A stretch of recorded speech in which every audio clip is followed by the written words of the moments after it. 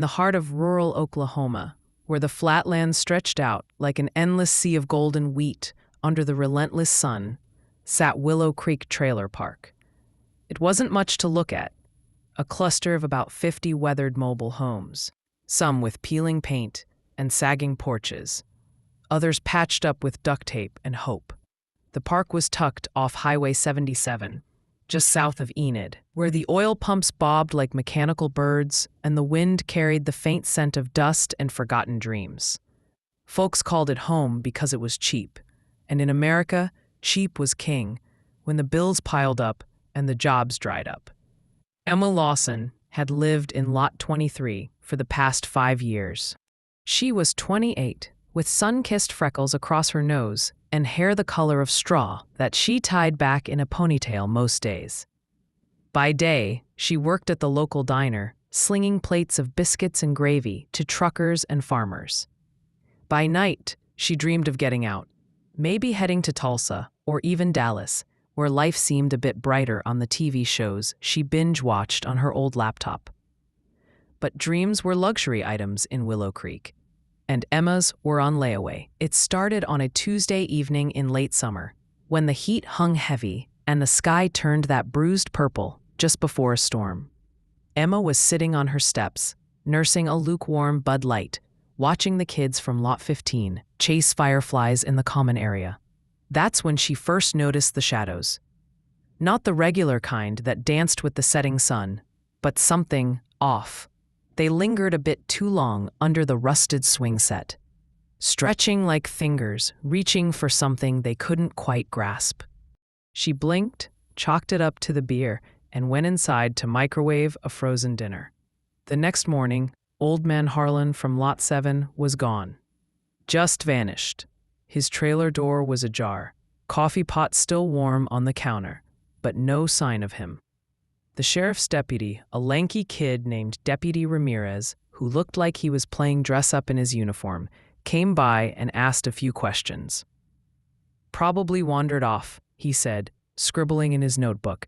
"Old-timers do that sometimes." But Emma saw the worry in his eyes. Harlan was 82, sure, but sharp as a tack, and not one to leave without his cane, which was still leaning by the door. Whispers spread through the park like wildfire. Mrs. Jenkins in Lot 12 swore she heard scratching at her window the night before. Billy Ray, the mechanic from Lot 34, said his dog wouldn't stop barking at nothing. Emma tried to ignore it, focusing on her shifts at the diner, where the regulars gossiped about everything from crop prices to the latest conspiracy on Fox News.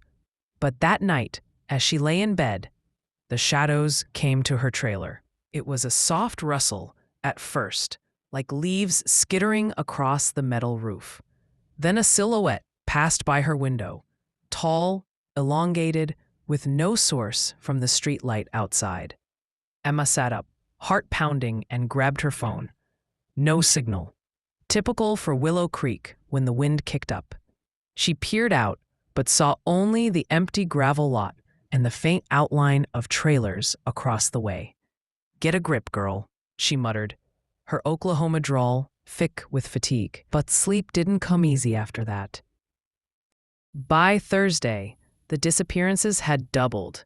Sarah Klein, a single mom from Lot 41, and her little boy Tommy were missing. Their trailer looked like they'd just stepped out for ice cream. TV still on, cartoons blaring to an empty room. The park buzzed with fear now. Folks gathered at the community bulletin board, pinning up missing person flyers that fluttered in the breeze. Emma joined them, her hands shaking as she stapled one for Harlan.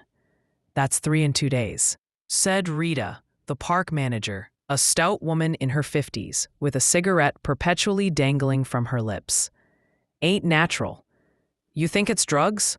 Or maybe coyotes?" asked Billy Ray, wiping grease from his hands on his jeans. Rita snorted. "Coyotes don't take whole people, Billy. And drugs? In Willow Creek? Hell, we'd know." Emma didn't say much, but she remembered the shadows. That evening, she drove into town to the Enid Public Library, an old brick building that smelled of musty books and quiet desperation. She wasn't much for reading, but she needed answers. Sitting at a computer terminal, she typed strange shadows disappearances into Google. Pages of results popped up: urban legends, ghost stories, even some conspiracy sites talking about government experiments in the Midwest. One article caught her eye: the shadow people phenomenon. It described entities that appeared as dark figures, often in peripheral vision, linked to missing persons cases in rural areas. Bullshit, Emma whispered. But her skin crawled. She printed a few pages and headed back, the sun dipping low and casting long shadows across the highway. Back at the park, the air felt thicker. Lights flickered in trailers as generators hummed. Power outages were common here.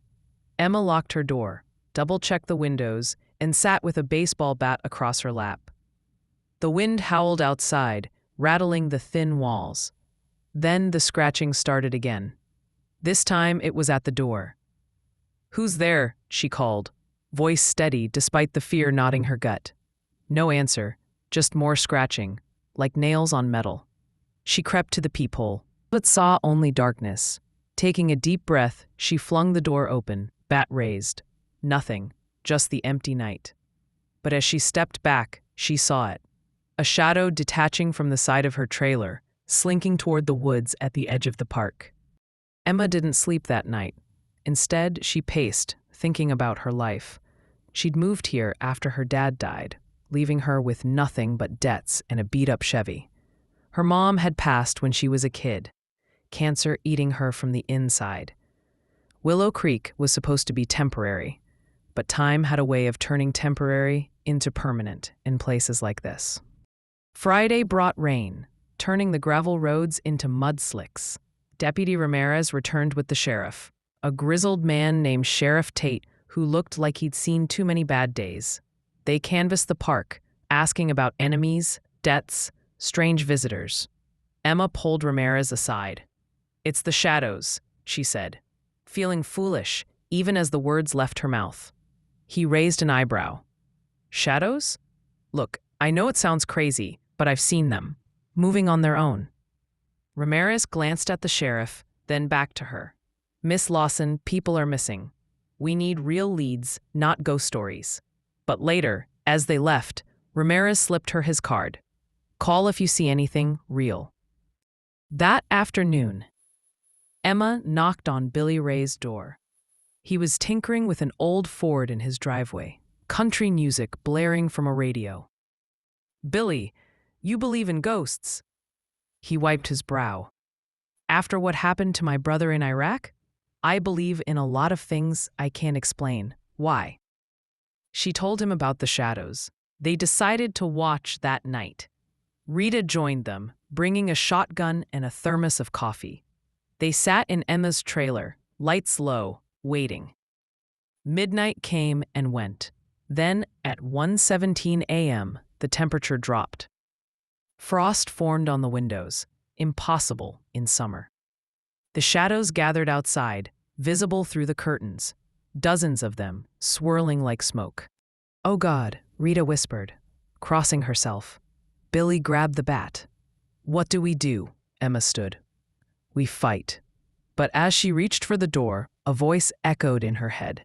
Not audible, but inside, like a thought not her own. "Come to us." Chapter 4, The Secrets Beneath. The voice lingered in Emma's mind all the next day. She couldn't shake it. While serving at the diner, she spilled coffee on a customer, her hands trembling. "Sorry, darlin'," the man said, a trucker with a kind smile. "Rough night? You have no idea." After her shift, she drove to the woods at the edge of the park. Something pulled her there, like a magnet.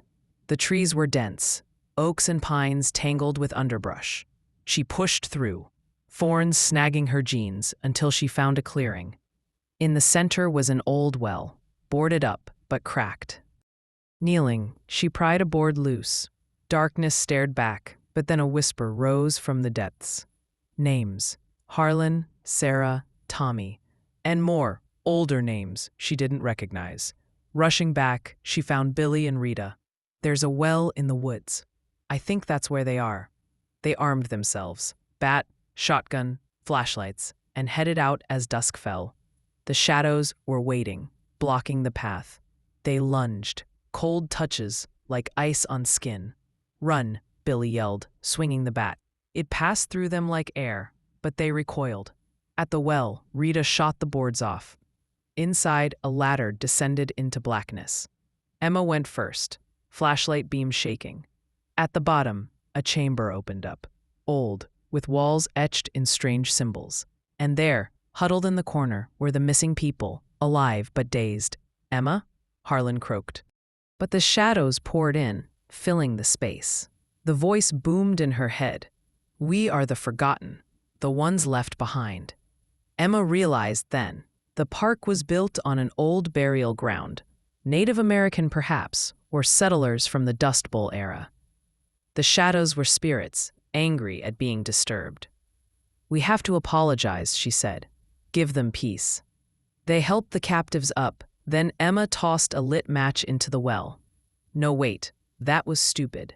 Instead, she spoke aloud. "We're sorry. We'll leave you be." The shadows swirled, then faded. The next morning, the park was quiet. The missing were back, stories of blackouts told to the sheriff. Emma, Billy, and Rita kept the truth to themselves. Life went on. Diner shifts, repairs, beers on porches. But Emma knew the shadows were still there, waiting. She started saving money, planning her escape. America was big, and Willow Creek was just a speck. One night, as she packed, a shadow flickered. But this time, it felt grateful. She smiled, "Goodbye," and drove off into the sunrise.